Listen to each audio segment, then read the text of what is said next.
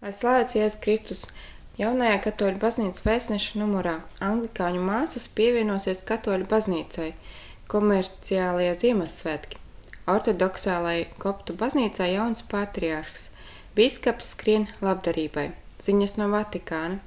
Cerēt nozīmē ticēt uzticīgajam Dievam, kas izpilda savu apsolījumu. Audzināšana viens no galvenajiem mūsdienu izaicinājumiem. Ticības gads. Sargāsim ticības mantojumu. Rārsīs skolu projekts. Ieguldījums skolēnu nākotnē. Jau otro gadu Ziemassvētku tirdziņš Klostera ielā labdarībai un sadraudzībai. No 11. līdz 8.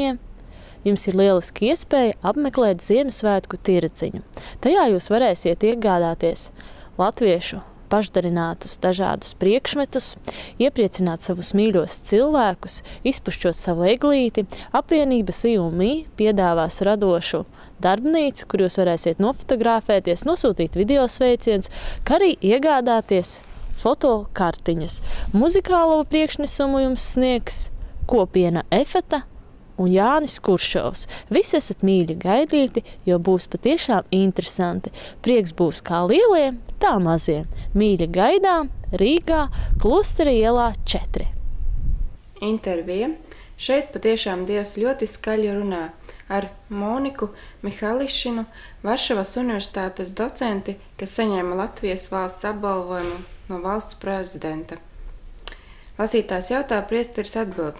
Kas ir atlaides un kā tās var iegūt? Pārdomām. Abrahams dodas ceļā, turpinājums no iepriekšējā numura.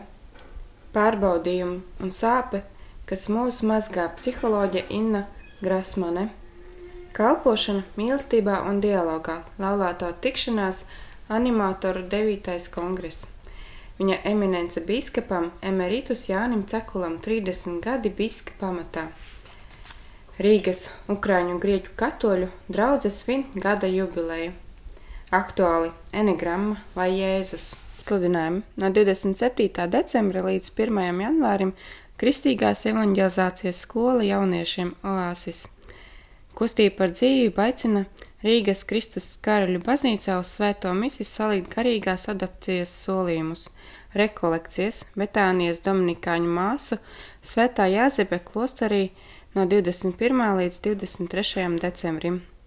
Ziemassvētku programma Tirzniecības centrā Dole ar radošo muzikālo jauniešu grupu 22. decembrī. Rārzī uzņem studentus augstākā līmeņa studijās un mūža izglītībā, katehētu pamatkurs no 2. līdz 25. janvārim. Fotoreportāžā Katoļu baznīcas vēstnesis ciemojas pie lasītājiem austrumu pierobežā. Pagaidām viss svētīgu Kristus dzimšanas svētkus līdz nākamajam numuram.